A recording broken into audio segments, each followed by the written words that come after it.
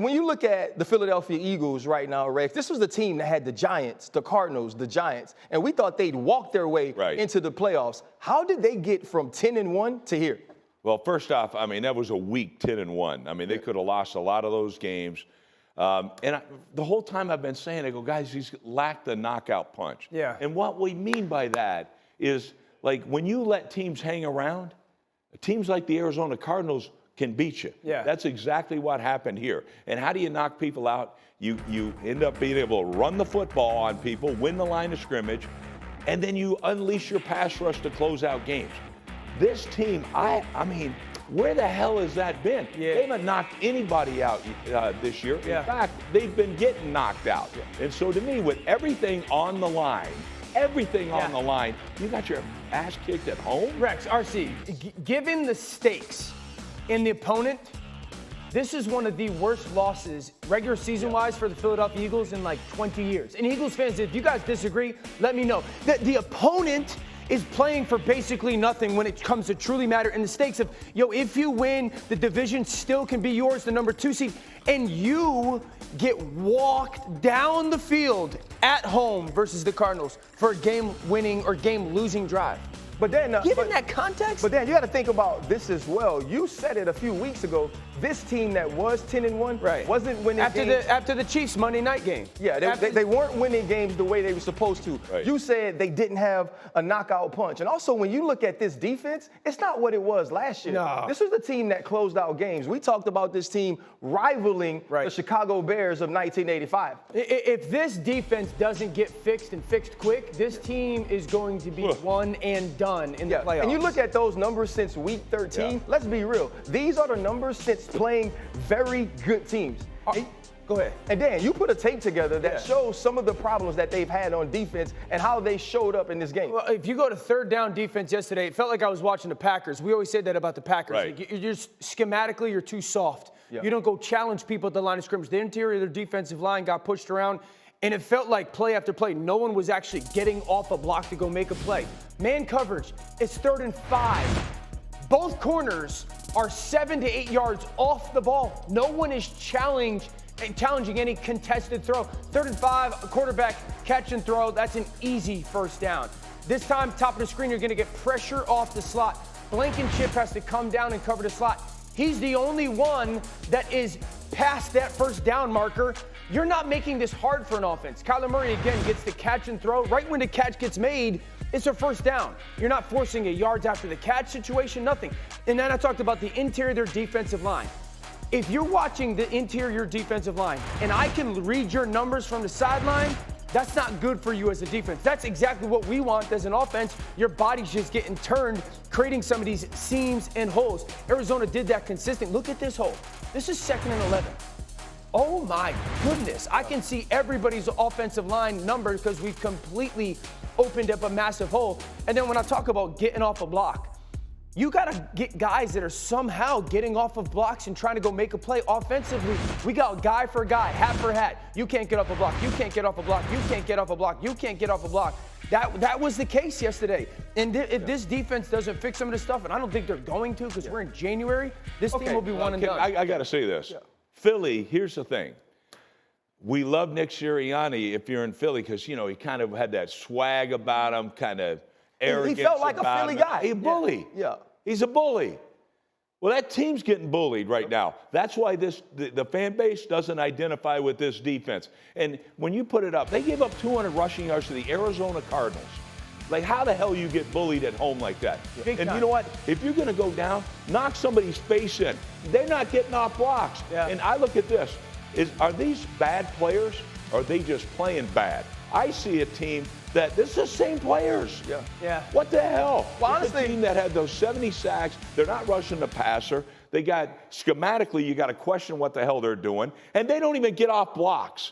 And so fundamentally, they're awful. But this is what happens when you go hire a minor league coach because you're scared of people. I don't know. They hire the best. Hire somebody that is a competent defense. 31st in the league in Philadelphia. When's the last time they've been 31st in the league in defense? Point. Dan, here's the thing. We wrote the story for the Philadelphia Eagles that like they were going to rebound after Rocky got beat up by Clubber Lang, right? We were basically putting them back in the Super Bowl. When this team does get into the playoffs, can they make any noise? I still think they're capable of making noise because the offensive line are still the same guys. They still have Jalen Hurts. The defense is an issue, though. That defense doesn't have anybody outside of Darius Slade that can cover. I want to talk a little bit about the offense yesterday because while they scored 31 at home, there's a little, obviously the pick six is part of that. If we looked at this offense, they ran 26 plays after halftime. Yeah. 1 went to A.J. Brown, okay? If you go to the final offensive sequence, they get 1st and 15, quarterback run. 2nd and 15, quarterback run. 3rd and 20, timeout to throw a perimeter screen. That tells you you're a champion. That tells you you're a dog. Yeah. That tells me we're going to give up. We're gonna take the easy way and not try to go win the game. Yeah. Who's calling the plays? How far ahead are the Baltimore Ravens from everyone else in the AFC? Well, I mean, you can even go to the entire NFL. Yeah. Like I thought the Niners were the best team, and they spanked them at their place. They spanked everybody. They killed Detroit. They killed, like any of these good teams, they're killing everybody. Every big Miami, game. #1 offensively. How'd they look? They got their ass kicked. Yeah. Like this thing right here, the best, here's the crazy thing. Lamar Jackson, all right, definitely going to win the MVP. Yes. Rightfully so. The guy's amazing, all right? And that's not the best unit on this team. Wow. The best unit is their defense. Yeah. Their defense is the best unit. And so to me, who the hell's going to beat them? I mean, I think nobody beats them. Yeah, listen, I agree. I've talked about the MVP for like 6 or 8 weeks now, pretty legitimately. This race is over. I thought that Josh Allen could steal it from him if he had 2 really good weeks and they win the division. The way he played and the way that Lamar played this past weekend to secure the 1 seed for Baltimore, it's Lamar Jackson's MVP right now, and it's a done deal. I think the reality is this.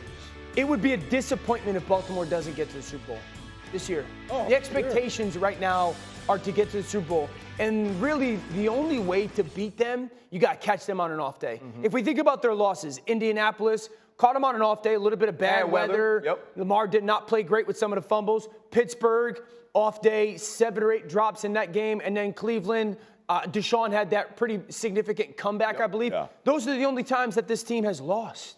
So you got to catch them on an off day. Offensively, the play-action pass has totally taken this offense to a new level. That's kind of what I was talking about with that Zay Flowers clip. Yep. What was his offense going to look like? The motion to burst on the outside, #1, all of those things are different about this team from what we saw before this. It's everything that you kind of hoped it was going to be under Todd Monken. When he came over as the play caller, you'd say, how is it going to be actually different? I think what's happened is everybody outside that doesn't know football has said, like, Lamar can't throw, he's not a pocket passer.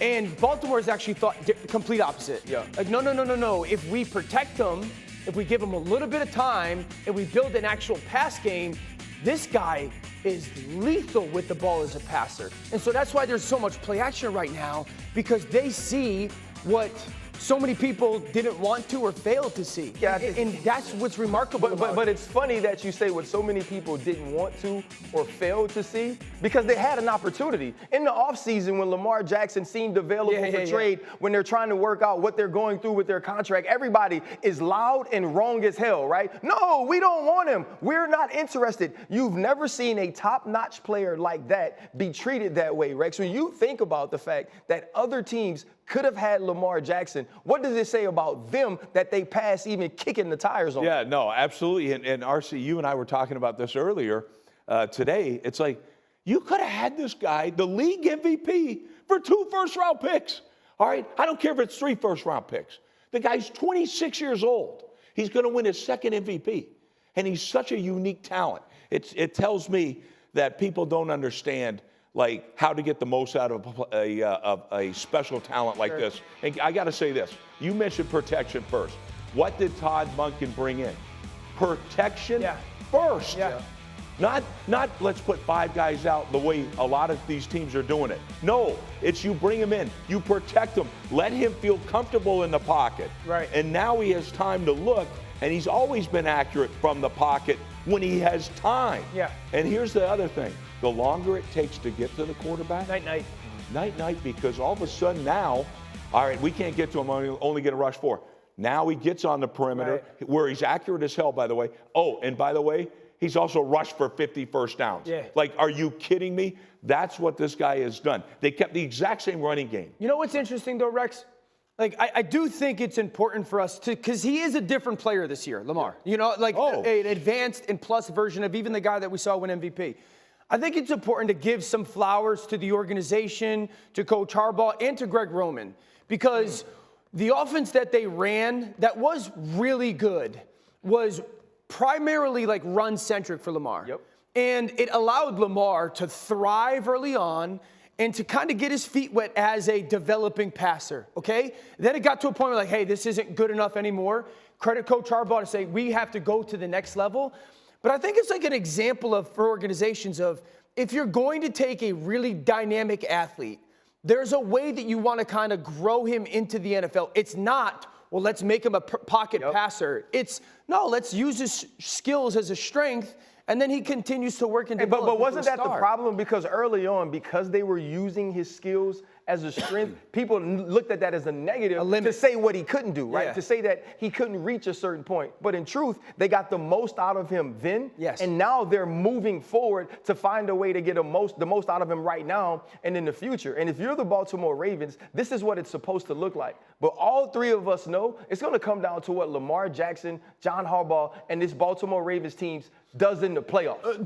But the years past, the question was always like, can this offense win in the playoffs? Right. And a lot of people know, and there were some people who were like, yes, because I think they just saw the actual talent. This is an offense that unquestionably, because we've seen this offense for tons of different teams win in the playoffs. Yeah, you know, normally there's an offense that wins in the playoffs, and it's the Kansas City Chiefs.